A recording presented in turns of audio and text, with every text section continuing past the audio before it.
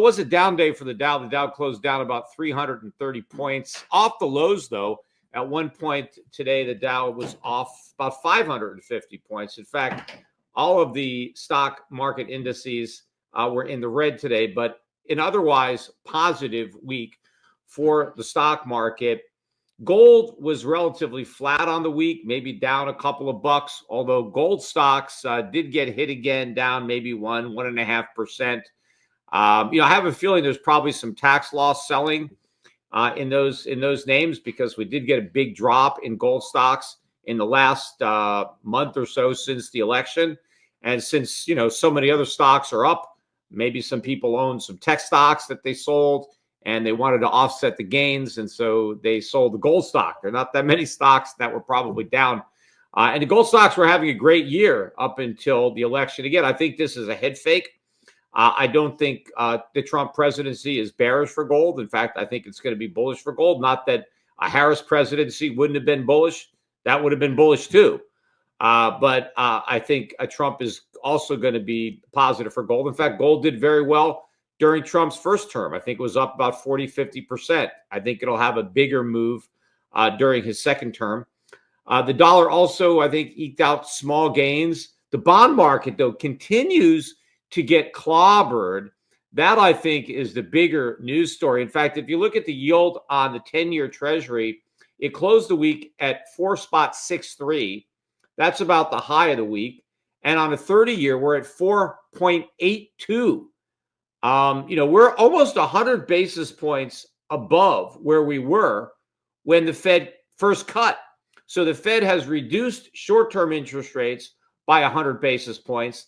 And that has had the opposite effect on the long end, where yields have risen by about 100 basis points. Now, again, this is exactly what I was forecasting was going to happen before the very first rate cut.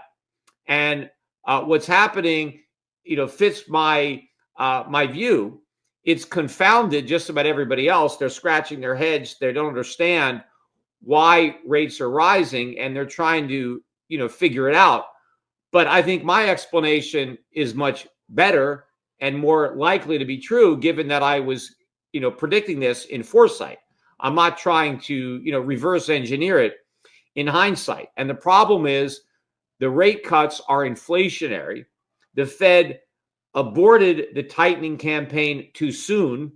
It began easing well before inflation was back down to 2%. And it's obvious that it's headed higher, not lower.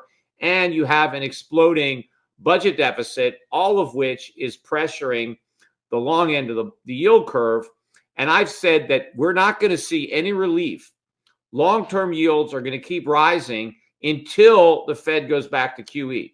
I think even if we get more weak economic data, it still might not matter, because all the economic data that we got this week, and I'm going to go over that in a little bit, but all the economic news we got this week was bad news.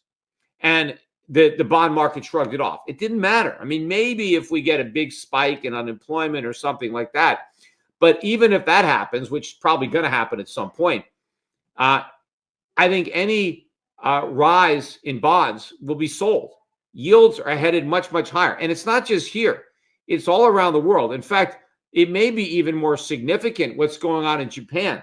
Look at the 10-year Japanese government bond. I haven't talked about this in a while, but I talked about it quite a bit when the yields got up to 0.5%. And the Japanese government was kind of drawing a line in the sand, trying to defend the 50 basis point yield, because yields were lower. They went up to 50 basis points. And I was predicting that the Bank of Japan would not be successful, or the government, and yields would rise. Well, the yield now on the Japanese 10-year government bond is 1.1%. Now, that may not sound like a lot, but it's the highest since 2011. In fact, it's the first time since 2011 that you've had a one handle on the 10-year yield. Now, that's still very low, but when you have as much debt as Japan, it's beginning to be a problem. The 20-year yield is now at 1.88, and the 30-year yield is 2.27. These are all very low yields, but not nearly as low as they were. But I think what's more significant is if you look at the chart. And I think in 2025, you're going to see a doubling at least of the yield in Japan. I think the 10-year yield is going to move up to 2% from 1%. And what's going to be very significant about that is not just the added expense to the Japanese government of paying that, but I think once we get the yield above 2%, that's a huge breakout in the chart. And I think the move from 2 to 3 and 3 to 4 could be even quicker. And those are still low yields. You know, a sovereign government borrowing for 10 years at 3 or 4% is still a pretty good deal, except it's not the deal that everybody is used to. In fact, what's been powering the risk markets, risk assets all around the world is the yen carry trade, where people borrow cheap yen and then buy assets all around the world. Well, when the yield on the Japanese government bond rises above 2%, I think that's going to be the equivalent of a global margin call for the yen carry trade, meaning everybody's going to have to sell whatever they bought with their borrowed yen to pay back the loans. And this is going to pull the rug out from under a lot of other markets. And it's not just risk assets. I think the U.S. Treasury has been the beneficiary of a carry trade. And I consider the Treasury a risk asset, but a lot of people don't. I think what's happened is a lot of people have borrowed in yen and then bought U.S. Treasuries, loaning money to the U.S. government.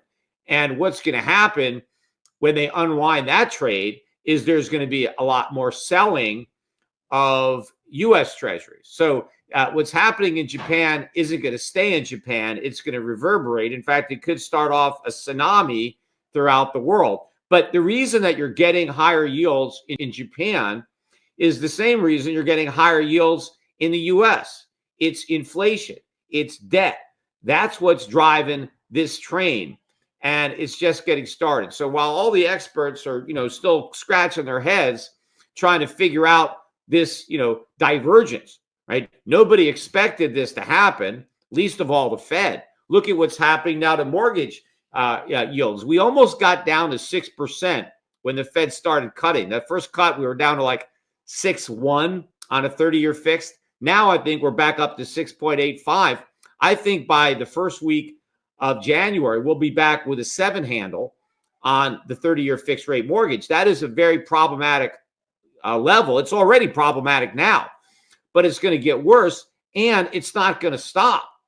And I think the Treasury yields aren't going to stop when we hit 5. I think we're going to break through 5 early in January, especially if you look at what's going on with the debt problem.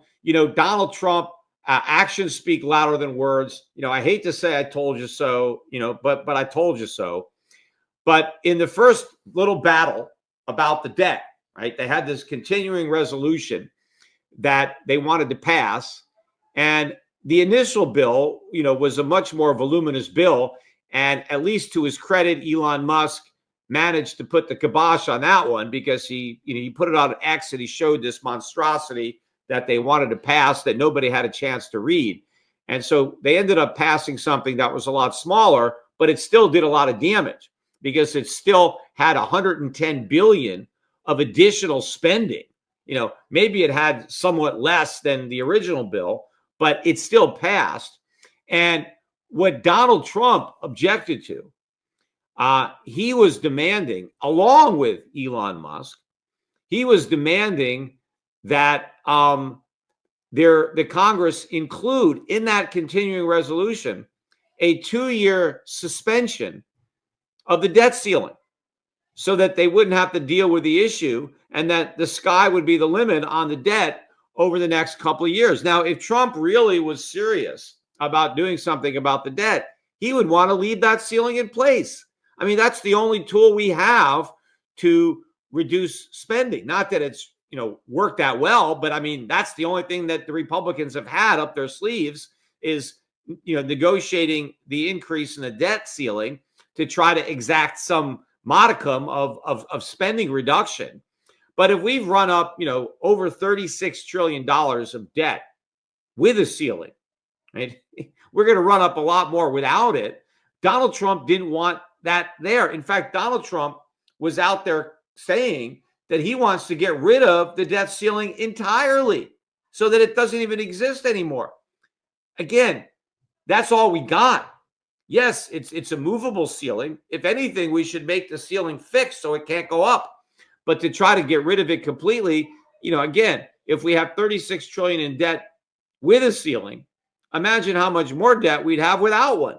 But that's what Donald Trump wants to get rid of. Now, he claims he wants to take away the weapon from the Democrats, that the Democrats are going to wield that weapon. No, they're not. The Democrats don't want to stop the debt. They want to continue